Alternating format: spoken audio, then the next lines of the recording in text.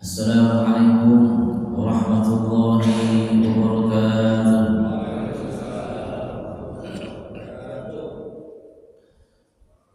Alhamdulillahi wa kafa, wassalatu wassalamu ala nabiyil mustafa wa ala alihi wa sahbihi ahli sidqi wal wafa, amma ba'd.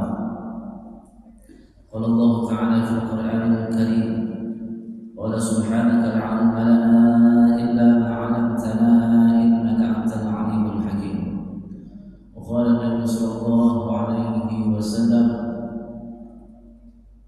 Tulabul ilmi fardun 'ala kulli muslimin wal muslimat.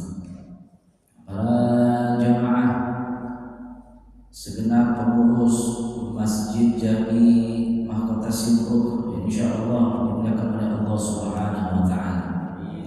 Para jamaah semua, alhamdulillah pada pagi hari ini kita berkumpul dan dikumpulkan oleh Allah Subhanahu wa taala, dijadikan manusia-manusia pilihan, dijadikan orang-orang pilihan yang banyak pilihannya antara kita datang ke masjid atau melanjutkan tidur kita. Karena jam subuh sekarang itu bagaimana Pak ya? Jam 4 lewat dikit udah subuh. Apalagi ditambah nih masjid udah kayak di Turki ini masjidnya. Dingin banget karena udah ditutup semua rapat. Jadi tadi imam aja haus, depan langsung AC sendirian dia punya, ya nggak dipakai siapa-siapa. Dinginnya luar biasa. Alhamdulillah di antara dinginnya ini kita menjadi manusia yang dipilih oleh Allah untuk duduk hadir di masjid yang sama-sama kita banggakan ini. Insya Allah wasilah turunnya rahmat dari Allah Subhanahu wa taala. Niat kita dari rumah sampai ke masjid ini mudah-mudahan menjadi wasilah dosa-dosa kita diampuni oleh Allah Subhanahu wa taala. Mudah-mudahan menjadi wasilah kita punya hajat, kita punya doa, insyaallah dikabulkan oleh Allah Subhanahu wa taala. Mudah-mudahan menjadi wasilah kita yang punya urusan, baik itu urusan dunia maupun urusan akhirat, insyaallah Allah mudahkan. Menjadi wasilah juga kita punya anak, kita punya cucu, dijadikan anak-anak cucu-cucu yang soleh dan solehah. Mudah-mudahan ini juga menjadi jalan akhir kita menjadi husnul khatimah. Puji dan syukur marilah sama-sama kita panjatkan kehadirat Allah Subhanahu wa taala karena berkat daripada hidayahnya, karena berkat daripada rahmatnya, karena berkat daripada kebaikannya untuk kita semua. Langkah kita menjadi mudah, hati kita menjadi terkoneksi, ingin hadir, ingin datang, ya, melaksanakan sholat subuh berjamaah dan masih bertahan sampai ba'da subuh untuk mengikuti thalabul ilmi. Hari ini yang hadir adalah orang-orang yang paling kaya di antara orang-orang yang lainnya. Sebelum subuh kita sudah melaksanakan salah satu sholat yang luar biasa, manfaatnya, keutamaannya. Rakaatul fajri khairun minad dunya wa ma fiha. 2 rakaat yang tadi kita kerjain sebelum subuh lebih baik daripada dunia beserta isinya. Ini 2 rakaat gampang kita kerjain, tapi akan susah bagi orang-orang yang belum diberikan hidayah oleh Allah Subhanahu wa taala. 2 rakaat ini akan menjadi mudah kalau memang hati kita selalu terkoneksi dengan Allah Subhanahu wa taala. Lagi-lagi semua yang bisa kita kerjain bukan karena kehebatan kita, bukan karena kitanya yang luar biasa hebat, melainkan Allah Subhanahu wa taala yang memudahkan kita semua, memberikan rahmatnya kepada kita. Kata Sayyidina Ali yang pernah berkata, kalau mau sombong itu kita harus pikir-pikirin dulu siapa diri kita. Kita ini itu gak punya apa-apa, ya. Kita dilahirkan, ya, berasal daripada nutfah. Apa itu nutfah? Cairan air mani yang hina. Kalau kita mau sombong, pikirin dulu ini kita berasal daripada sesuatu yang hina, bukan yang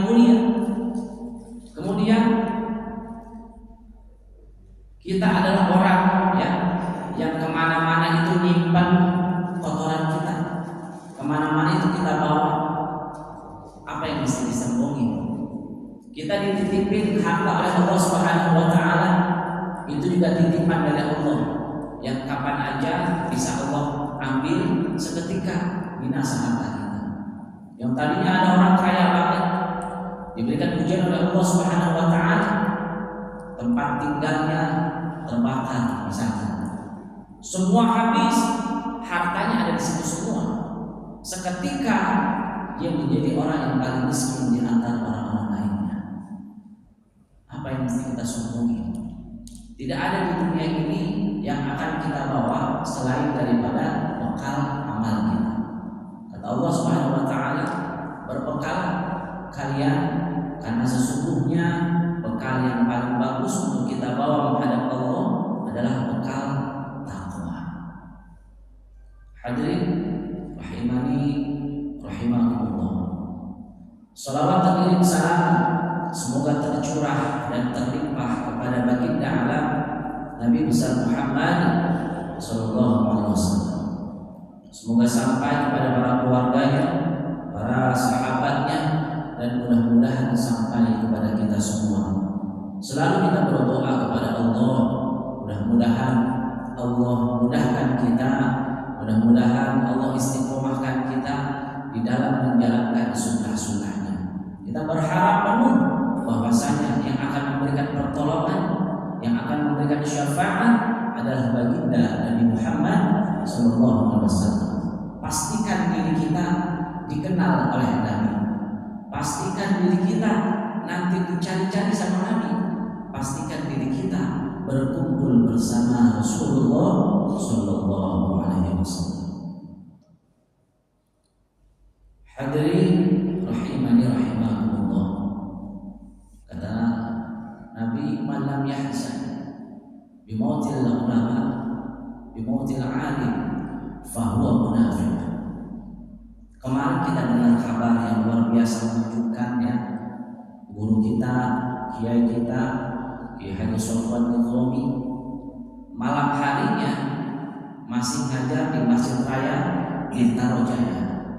Memang rutin beliau mengisi kajian di Masjid Bintaro. Paginya Allah Subhanahu wa taala sudah panggil beliau.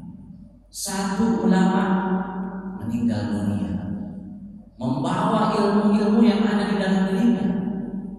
Kalau kita mau belajar sekarang, datang-datangin, banyak-banyakin ke majelis ini.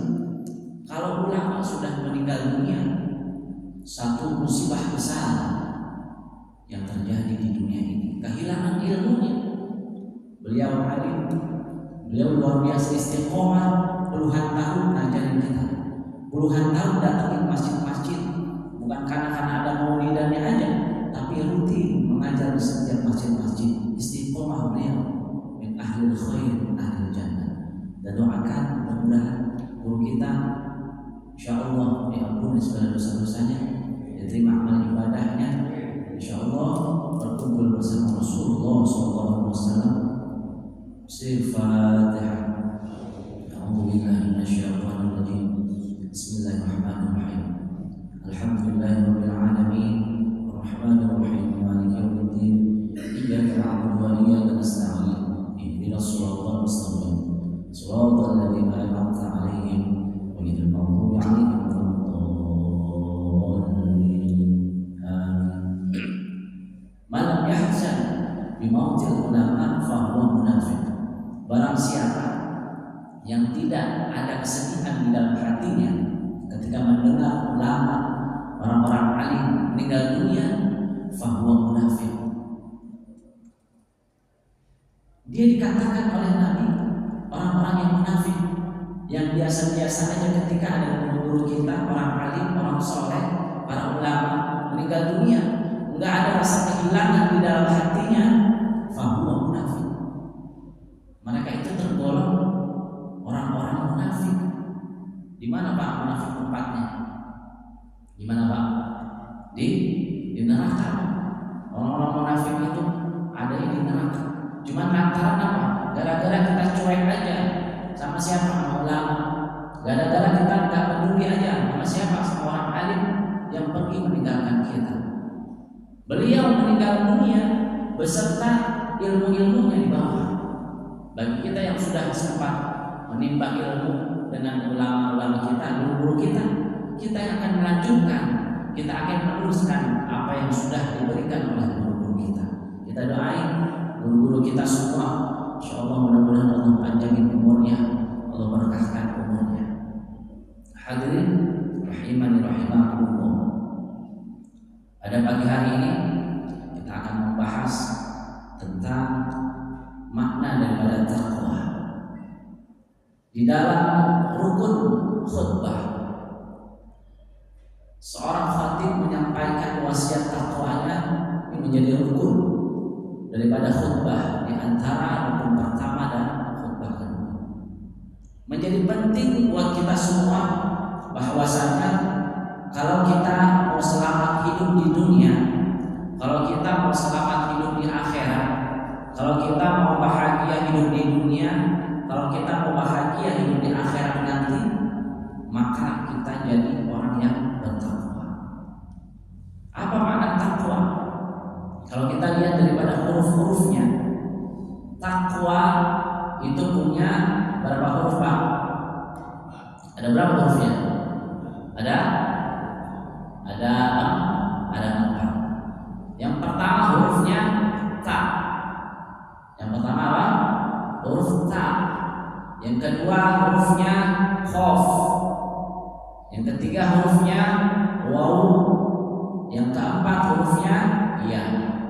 Tapi ya di sini bukannya pakai titik, tapi jadi namanya alif maksurah. Alif ya tanpa titik di dalam hurufnya. Ta yang pertama artinya tawadhu. Bagi orang ya yang senantiasa bertakwa kepada Allah Subhanahu wa taala, senantiasa hatinya tawadhu. Apa makna tawadhu? Ya. Makna tawadhu ketika kita merasa diri kita lebih hina dibandingkan orang lain, merasa diri kita ibadahnya lebih sedikit dibandingkan orang lain, merasa diri kita sedekahnya lebih sedikit di antara orang lain, ya. Merasa amal kita lebih sedikit di antara orang lain, merasa ilmu kita lebih sedikit di antara orang lain. Nah, ini namanya tawadhu. Belum lama pekan lalu ada haul solo, ya. Di haul solo itu mungkin ratusan ribu orang yang hadir. Setiap tahun diadain. Ada anaknya Habib Umar bin Hafid yang dari Yaman, ya, tersorot kamera, banyak yang videoin lantaran gara-gara duduknya di antara jamaah-jamaah yang ada di luar, panas-panasan, bareng-barengan, ditarik, ya, diajak masuk ke dalam. Padahal beliau anaknya ulama besar. Kalaupun ada kelihatan anak panitia udah pasti nggak boleh duduk di situ, tapi beliau lebih memilih duduk di antara para jamaah. Ilmunya tinggi, ilmunya luas, orang alim, orang soleh. Lantaran dia niru apa yang diajarin sama Nabi. Nabi ngajarin suruh apa? Suruh tawadhu. Ya, di dalam kitab Bazanji dijelaskan, wa kana sallallahu alaihi wasallam syadidal haya wa tawadhu. Rasulullah sallallahu alaihi wasallam, ya, mempunyai sifat malu, ya, dan Rasulullah sallallahu alaihi wasallam itu tawadhunya luar biasa. Karena dia punya ilmu yang luas, ilmu yang tinggi, bukan menjadi alat yang untuk sombong kepada orang lain. Karena punya amal yang lebih banyak, bukan menjadi modal kita untuk mengecilkan orang lain. Karena punya sedekah yang lebih besar, lebih rutin, lebih rajin, bukan menjadi modal dia menyombongkan dirinya di antara orang lain. Punya sifat tawadhu, menjadikan dirinya ciri-ciri orang-orang yang bertakwa. Kalau di dalam surah Ali Imran, ya, alladzina yunfiquna fis sarra'i wad dharra'i wal kadhimina al-ghaidha wal 'afina 'anil nas wallahu yuhibbul muhsinin. Itu bagian ciri-ciri tanda-tanda daripada orang-orang yang bertakwa. Pagi ini kita kupas tentang makna takwa. takwa dari huruf-hurufnya. Kalau di dalam ilmu tajwid, makharijul huruf, huruf ta ini mempunyai sifatul huruf, yaitu hams, Pak. Di dalam surah Al-Fatihah ada nggak huruf ta? Ada nggak huruf ta di dalam surah Fatihah? Ada ya. Iyyaka na'budu wa iyyaka nasta'in. Ada huruf ta-nya. Fatihah menjadi rukun daripada sholat kita. Manakala rukunnya kita tinggalkan, maka tidak sah sholatnya. Manakala rukunnya kurang, maka tidak sah sholatnya. Fatihah kita ketukar antara huruf ta dengan huruf ta atau bahkan huruf to, maka tidak sah sholatnya. Makanya kita punya guru ya ngajarin bagaimana cara membaca Al-Quran dengan baik dan benar. Kita baca kaidah makharijul huruf ya, belajar makharijul huruf dan tajwid. Di dalam huruf ta namanya hams, ta, ti, tu, bat. Kalau kita baca di akhir ayat misalnya salah baca, salah dengan kaidahnya. Tabbat, tabbat, misalnya begitu bacanya tuh, ya. Itu udah bukan huruf ta, makharijul hurufnya kurang tepat. Jadi nggak boleh ada hams yang berlebihan, apalagi membentuk mengeluarkan huruf selain ta. Kayak huruf c ya. Tabbat yada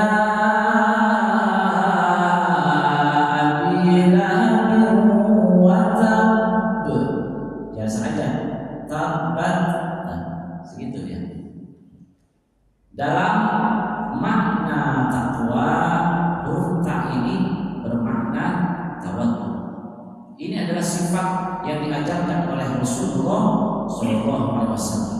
Tawaddu yang pertama mengajarkan kita bahwasanya orang-orang yang bertakwa punya sifat tawaddu. Ciri-cirinya senantiasa dia bawa untuk tawaddu kemana-mana, bukan hanya dalam sendirian aja ramai-ramai dia tawaddu. Yang kedua, hurufnya adalah qaf. Huruf qaf ini bermakna qanaah. Apa itu qanaah? Menerima apa adanya. Yang Allah berikan segitu, kita syukuri begitu. Qanaah bukan berarti kita gak berusaha dulu. Menerima apa adanya setelah kita melakukan ikhtiar penuh, berserah diri kepada Allah, baru kita qanaah. Bukan berarti kita tidak menerima daripada takdirnya Allah. Allah sudah tentukan sedemikian rupa. Hasilnya Allah sudah berikan kepada kita. Itu yang kita terima dengan lapang dada apa adanya. Jadi qanaah mengajarkan kita untuk kita tidak menyalahkan Allah Subhanahu wa taala. Kadang-kadang ya, apa yang kita inginkan belum tentu sesuai apa yang Allah berikan. Karena boleh jadi sesuatu yang amat sangat kita benci justru itu yang baik buat kita. Tapi sebaliknya, sesuatu yang amat sangat kita cintai justru itu menjauhkan kita daripada Allah Subhanahu wa taala. Justru itu yang jelek ya, yang diberikan Allah buat kita. Sesuatu yang baik belum tentu baik juga buat kita. Manakala Allah Subhanahu wa taala memberikan kita ujian, siapa yang pengen dikasih ujian? Enggak ada manusia yang pengen dikasih ujian. Siapa yang pengen dikasih ujian oleh Allah Subhanahu wa taala? Musibah, ya, penyakit, kelaparan, kehilangan pekerjaan. Itulah ujian-ujian yang diberikan Allah Subhanahu wa taala yang tidak bisa kita tolak. Kalau sudah Allah berikan, kita terima. Kita terima dengan lapang dada, dengan ikhlas. Ini adalah ciri-ciri orang-orang yang bertakwa. Senantiasa ya, apapun yang Allah berikan disyukuri. Karena belum tentu harta-harta ya, kenikmatan-kenikmatan yang Allah berikan semuanya dan belum kita syukuri. Barangkali banyak yang belum kita syukuri. Barangkali banyak memang harta-harta kita yang belum kita gunakan sebagaimana mestinya. Jadi qanaah mengajarkan kepada kita untuk selalu kita berpuas diri, menerima lapang dada dengan apa yang diberikan oleh Allah Subhanahu wa taala. Qanaah bukan berarti kita tidak menerima daripada takdir atau ketentuan-ketentuan dari Allah, tapi kita terima apa yang sudah digariskan oleh Allah, itu adalah menjadi bagian kita. Qaf ini ada ayat di dalam surah Al-Quran, menjadi ayat pertama saja. Bismillahirrahmanirrahim. Qaf, ya. Jadi kalau bapak-bapak lagi buru-buru satu ayat, ya, mau kondangan misalkan satu ayat sah itu bacanya, boleh-boleh aja tapi kebangetan Pak ya. Waladdallin, amin. Bismillahirrahmanirrahim. Qaf, Allahu akbar. Ini gak ada maknanya. Makanya ketika seseorang berkhutbah, ya, dia ada rukun yang namanya membaca surah di dalam Al-Quran satu ayat saja. Boleh ayatnya setengah, separuh, ya, nggak utuh. Yang penting bermakna itu ayat. Potongan-potongan ayat yang sudah ada maknanya. Tapi kalau dia bacanya ayat yang pertama tidak ada bermakna, wallahu a'lam bimuradi, seperti Yasin, Kaf, Ha, Ya, Ain, Shad, Alif Lam Mim, Alif Lam Ra, Qaf, Nun, itu tidak ada maknanya. Jadi kalau dia baca itu, ya, rukunnya kurang, ya, kalau dia khutbah menjadi khatib. Jadi qaf ini menjadi bagian daripada ciri-ciri orang yang bertakwa. Yang ketiga hurufnya adalah waw. Waw, hurufnya waw. Kalau dalam ilmu tajwid ini bagian daripada mad tabi'i. Apa itu huruf tabi'i? Alif, ya, dan waw. Mad tabi'i yang panjangnya 2 harokat. Alhamdulillahi Rabbil Alamin. Jadi bukan Alhamdulillahi Rabbil Alamin.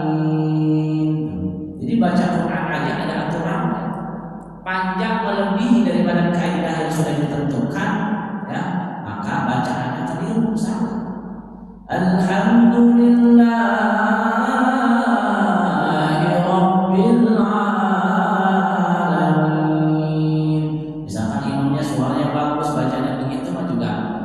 sesuai kaidah, bacaan begitu juga salah, kecuali di akhir ayat. Jadi man apa kalau di akhir ayat? Man alif disukun, ya. Di akhir ayat boleh, tapi diseragami antara ayat pertama sampai ayat terakhir sama. Bismillahirrahmanirrahim. Alhamdulillahi Rabbil Alamin, Ar-Rahmanir Rahim, Maliki Yaumiddin. Sama semua, seragam semua, rata semua, pembagian daripada harokat-harokat. Alhamdulillahi Rabbil Alamin, Ar-Rahmanir Rahim, Maliki Yaumiddin. Nah, enggak seragam. Semua ada aturannya, semua ada tata caranya. Makanya kita belajar tajwid dan makharijul huruf. Waw artinya waro. Orang yang bertakwa senantiasa dia waro. Apa itu waro? Hati-hati. Jadi nggak gampang kita ngambil keputusan, nggak gampang kita ngambil sesuatu yang memang kita nilai, kita pandang ini halal haram. Di dalam sholat diajarkan juga kita hati-hati. Hati-hati dalam kita beristinja, hati-hati dalam kita berwudu, bersuci, hati-hati dalam kita mandi. Ini diajarkan semuanya. Kalau kita sudah menghadapi mau sholat, ya, kemudian kita ragu-ragu nih, tadi itu suara pes itu bunyi apa itu tadi itu? Kalau kita ragu, wudhu Pak. Apalagi udah Allahu Akbar. Tadi kayaknya saya keluar angin tadi itu. Ada keraguan begitu, maka jangan diterusin. Malas wudhunya di bawah, lagi MCMS. Wudhunya di bawah, bapak-bapak dilanjutin aja tuh sama bapak-bapak, sama ibu-ibu. Maka sholatnya nggak sah. Itu dalam keraguan. Jadi syubhat itu jatuhnya ke ragu-raguan ya, jatuhnya jadi haram, jadi batal. Jadi Rasulullah SAW mengajarkan kita untuk kita senantiasa hati-hati dalam hal apapun. Makanya ketika ada ulama ya yang menjadi imam kita, bapaknya itu luar biasa hati-hatinya. Ada cerita dari Imam Syafi'i yang masyhur dari Imam Abu Hanifah. Ketika ayahandanya itu berjalan ya di antara pinggir-pinggiran sungai, perutnya lagi lapar, karena dia berjanji sama Allah, ya Allah, aku nggak akan masukkan sedikit pun makanan yang bukan menjadi haknya dia. Nggak bakal masukin makanan yang haram. Karena apa? Takut keturunannya makan makanan daripada yang diberikan haram. Ini ulama hati-hati banget, luar biasa. Bahkan ada sampai sekarang ya di pesantren-pesantren itu masih ada yang kiai-kiai itu nggak mau makanan dari pasar, nggak mau ambil makanan dari luar. Semua dia bertani sendiri, ya berasnya, ya sayurnya, ya ayamnya, ya ikannya. Dia nggak mau dari luar, saking hati-hati. Kan dia nggak tahu itu ayam dari pasar bagaimana motongnya, itu daging dari pasar bagaimana motongnya, itu semua sayur-sayuran dari mana air untuk nyiramnya, semua dihitung, semua dinilai. Bagaimana dia memastikan dirinya bahwasanya makanan-makanan yang masuk ke dalam tubuhnya itu semua adalah halal. Jadi ketika Bapak Imam Syafi'i itu jalan di pinggiran sungai, nemu buah apel. Ada apel yang mengalir di sungai ya. Pohonnya juga nggak tahu itu mana adanya. Bahkan Pak, kalau Bapak di rumahnya punya mangga, di rumahnya ada pohon anggur, di rumahnya ada pohon buah, yang buahnya itu jatuhnya ke jalanan, bukan dalam makanan Bapak. Itu orang lain ambil, itu nggak apa-apa, karena memang bukan bagian daripada pemiliknya. Tapi kalau kita kan masih Indonesia ini sopannya luar biasa, ya. Kalau bukan memang kita yang nanam, nggak mau juga kita makan. Kalau bukan kita memang yang nanam, nggak mau juga kita ambil. Walaupun itu ada di jalan, walaupun itu kelihatan, walaupun itu pendek, nggak perlu pakai garam, kita mau ngambil aja ragu-ragu. Takut orangnya juga nggak itu. Padahal kalau dalam ilmunya itu boleh halal. Ya. Ditelusurin itu apa sampai kepada pemiliknya. Yang paling mudah adalah berlawanan arah. Itu dari mana sungai mengalir. Ditelusuri sampai sungai itu ada pohon apel. Kalau nggak ada pohon apelnya, ya mustahil juga itu ada apel banyak begitu. Diambil cuma satu. Itu dipastikan apelnya juga jatuh itu. Apelnya bukan orang yang sembarangan buang-buang apel. Itu apel udah jatuh dan nggak tahu siapa pemiliknya. Tapi udah terlanjur makanan itu sudah masuk ke dalam mulutnya sampai ke perutnya. Langsung beristighfar, tobat sama Allah. Padahal itu kalau kita yang jadi dia biasa aja, kalau udah di jalanan ya udah kita itu hanya rezeki ini, rezeki dari Allah nih. Kita makan aja, baru-baru kita mikirin siapa yang punya. Kita mau minta maaf karena udah makan ya. Karena orang alim saking warahnya, saking hati-hatinya ditelusurin itu siapa pemiliknya, ketemu pemiliknya, minta maaf Pak sama pemiliknya. Saking solehnya, saking alimnya, saking warahnya. Wahai Tuhan, apa benar ini ya? Buah ini milik Engkau Tuhan. Karena saya lihat di depan rumahmu itu ada buahnya, ada pohonnya. Iya benar itu milik saya. Mohon maaf Tuhan, saya tidak sengaja memakan apa yang ada di jalan, yang ada di air, di aliran-aliran air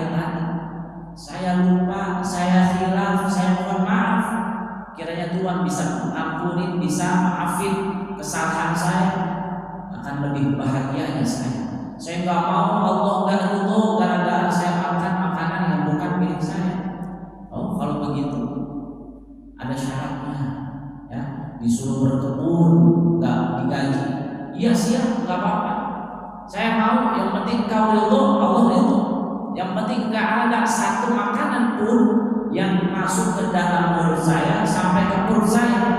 Saya cuma minta satu sama Allah, pengen diberikan keturunan anak yang soleh. Luar biasa, cuma itu doang. Bagaimana ini kita ya, yang sudah Allah berikan harta, rezeki yang luar biasa banyaknya, pernah nggak kita mikirin begitu? Anak-anak kita makanan dari mana itu asal, muasal rezekinya, asal muasal uangnya, asal muasal duitnya. Pernah nggak kita mikirin begitu?